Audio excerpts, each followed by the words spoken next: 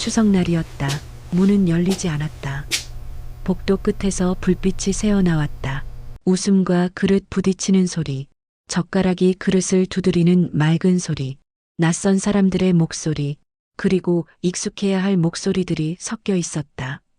문틈이 아주 조금 열리고 낯빛을 숨긴 채 며느리가 말했다. 오늘은 그냥 돌아가세요. 목소리는 낮지도 높지도 않았다. 마치 준비된 안내문을 읽는 톤이었다. 그 말은 설명이 아니라 문은 곧장 닫혔다. 아버지는 반찬 보자기를 더 꼭 쥐었다. 김이 빠져나와 천이 축축해졌다. 초인종 위로 손가락이 잠시 떠 있다가 내려오지 못하고 공중에 멈춰섰다. 복도 거울은 모든 것을 담담하게 비쳤다. 그 안에는 반찬을 든 노인이 서 있었다. 그 노인의 어깨는 살짝 굽어 있었고 등 위에 오래 묵은 시간이 얹혀 있었다. 엘리베이터가 오는 동안 아버지는 아무 말도 하지 않았다. 그리고 말 대신 그날의 장면 전체를 눈으로 기억해 두었다. 웃음소리는 계속 흘렀다. 그 웃음은 누군가의 배제를 전제로 유지되는 균형처럼 들렸다. 문은 닫혔고 그 뒤에서만 명절이 진행되는 풍경이었다. 걸어 내려오는 계단의 손잡이는 차가웠다. 차가운 금속의 감촉은 오래 남는다. 말보다 오래 남는다. 집으로 돌아오는 길, 아버지는 지금의 장면이 언제부터 예고되어 있었는지 거꾸로 되짚었다. 경기도 평택, 아들 결혼을 앞둔 해였다. 은행 창구의 유리 너머로 서류가 오갔고 도장 잉크 냄새가 묻어났다. 아버지는 그때 작은 아파트 하나를 마련했다. 스스로의 노후보다 아들의 시작을 먼저 세웠다. 지게차에 올라타 보낸 50년, 손등에 굳은 살과 무릎의 열감이 대출 상환표 위에 얹혔다. 서류 한 묶음 가운데 얇지만 무게 있는 종이 한 장이 있었다. 부양 조건부 증여 계약서. 하단에는 자필 서명과 붉은 지장이 선명했다. 그리고 그 종이의 가운데 문장 하나가 또렷했다. 부양 의무 불이행 시 증여 철회 가능. 그 문장은 약속을 문서로 바꿔놓았다. 말은 흐려지고 사라지지만 문장은 줄을 맞춰 남는다. 아버지는 그날 아들에게 말했다. 우리가 늙으면 부담은 너희가 나눠져라. 아들은 고개를 끄덕였고 며느리는 말없이 지장을 찍었다.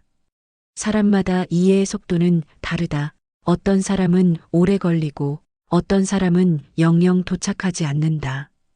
그날 이후 아버지는 노후를 천천히 뒤로 밀었다.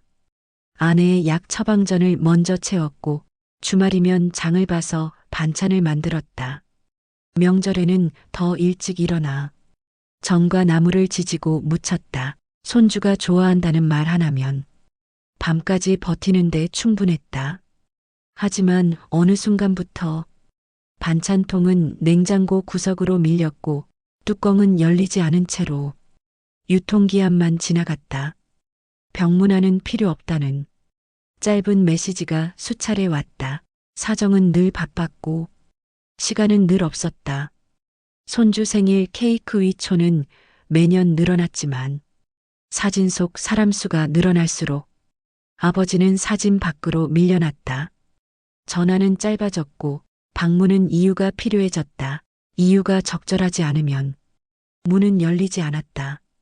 그렇게 쌓이는 사소함은 어느 순간 선언이 된다.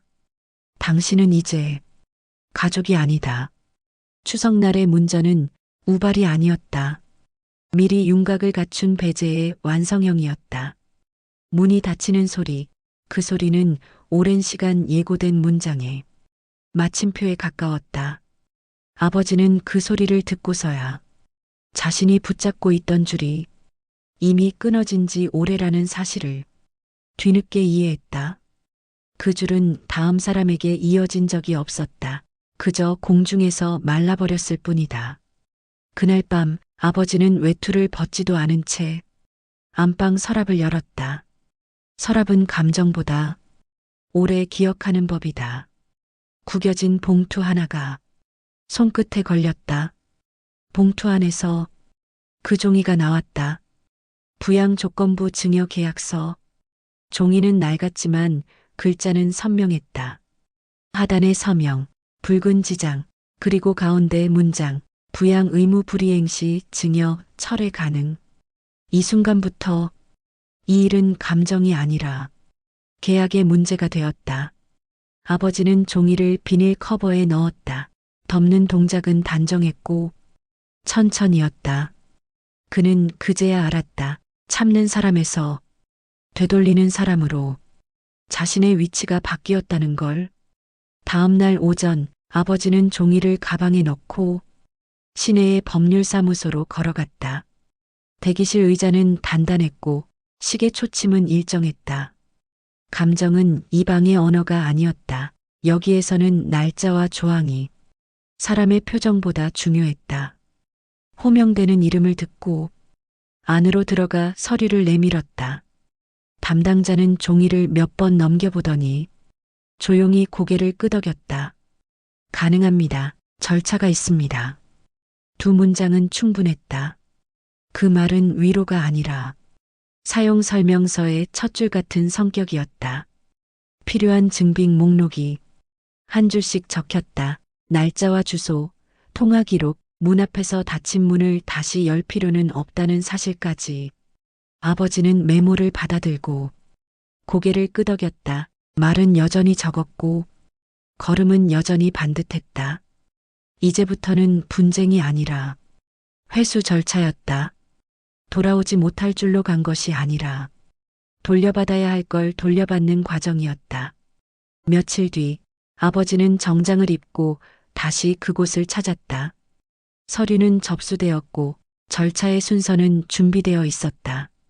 담당자는 일정표를 보여주며 진행 경로를 설명했다. 설명은 건조했고 건조함은 신뢰를 만들었다.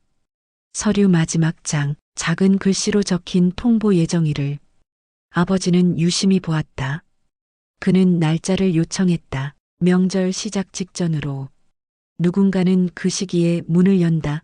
누군가는 그 시기에 문을 닫는다. 복수는 고함으로 하지 않는다. 복수는 문서로 한다. 문서가 도착하는 날, 말 대신 결과가 도착한다. 서류는 이제 시스템 안으로 들어갔다.